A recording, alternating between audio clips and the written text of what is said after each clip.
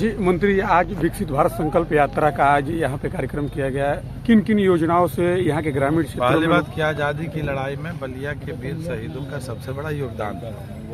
सबसे पहली आज़ादी बलिया में मिली थी। जो माननीय प्रधानमंत्री जी का विकसित भारत संकल्प यात्रा, उसका संकल्प ही एक ही है कि आज भी आगामी 2047 तक माननीय प्रधानमंत्री जी का विजन है कि हम अपने वीर शहीदों के सपने को साकार करने के लिए, जो हमारे देश की आज़ादी मिली, जब आज़ादी का हम शताब्दी वर्ष मनावें, तो एक ऐसा भारत जो आत्मनिर्भर, स्वावलंबी, एक विकसित भारत हो जो दुनिया के मानचित्र पे विश्व का गुरु देश के रूप में दिखे। इस दिशा में ये मोदी जी और योगी जी के नेतृत्व में इस देश में काम चल रहा है। उसी के परिप्रेक्ष्य में विकसित भारत संकल्प यात्रा गांव-गांव में जा रही है। अभी तक जितनी योजनाएं पहुंची है उसके लिए मोदी जी, योगी जी को, माननीय अमित शाह जी को, माननीय नड्डा जी को जनता धन्यवाद दे रही है। और जितनी योजनाएं शेष रह गई हैं उनको सूचीबद्ध करके यथाशीघ्र कराने का प्रयास चल रहा है। इसीलिए विकसित भारत यात्रा गाँव-गाँव जा रही है। भारत में राहुल गांधी का भारत जोड़ो न्याय यात्रा करके एक यात्रा निकल रही है, जो उनकी सबसे ज्यादा उत्तर प्रदेश में रहने वाली है।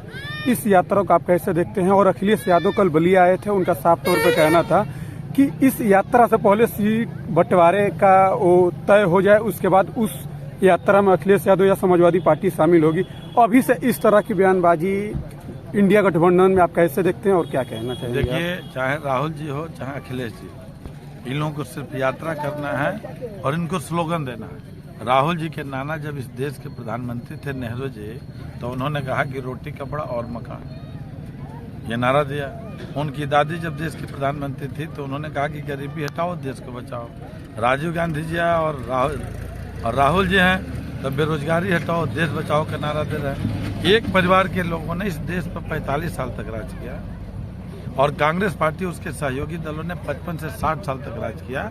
और इस उत्तर प्रदेश हिंदुस्तान की जनता को न रोटी दिया, न कपड़ा दिया, न दिया मकान, न गरीबी हटाया, न देश बचाया, न बेरोजगारी हटाया, न देश बचाया। 55-60 सालों तक इस देश पर राज करने के बाद विरासत में यही दिया कि हमारे या आपके किसी भी परिवार में कोई बच्चा और बच्ची पैदा होता है तो कर्ज में डूबा हुआ पैदा होता है। इसके लिए कोई जिम्मेदार है तो कांग्रेस पार्टी और उसके सहयोगी दल। उन सब लोगों ने नारा दिया। मोदी जी ने एक नारा दिया था प्रधानमंत्री बनने के पहले कि सबका साथ सबका विकास। 2019 में 2 स्लोगन और जोड़ा कि सबका विश्वास और सबका प्रयास। तो तब के भारत और अब के भारत में अंतर यही है कि पहले जिसका नाम बीपीएल सूची में होता था उसी व्यक्ति को केंद्र सरकार से लेकर राज्य सरकार की योजना का लाभ मिलता था। अब के भारत में है कि चाहे गरीब हो या अमीर हो, मोदी जी और योगी जी की सरकार में सभी लोगों को सारी योजनाएं मिल रही हैं और बहुत सारी योजनाएं हैं जो सबके लिए है। और ये अब का भारत है, यही मोदी जी का भारत है, यही विकसित भारत है, यही संकल्पित भारत है। और वही संकल्पित कराने के लिए गाँव में जा रहा है कि 2047 तक एक ऐसा भारत जो दुनिया के मानचित्र में हर क्षेत्रों में विश्व का प्रतिनिधित्व करते हुए विश्व गुरु के रूप में भारत दिखे, उसी भारत की कल्पना करते हुए माननीय प्रधानमंत्री जी ने ये मोदी गारंटी वाला रथ गाँव जा रहे हैं। बिहार में सीट बंटवारे को लेकर आज चर्चा चल रही है।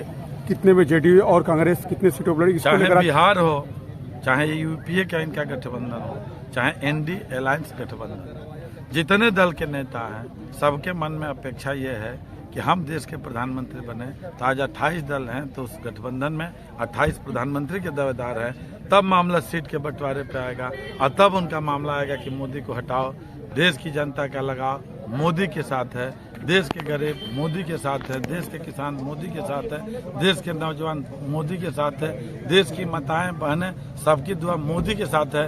तो पिछली बार से भी ज्यादा प्रचंड बहुमत के साथ अब की बार 404 पार से ऊपर आकर के मोदी जी के नेतृत्व में प्रचंड बहुमत के साथ सरकार बनने जा रही है।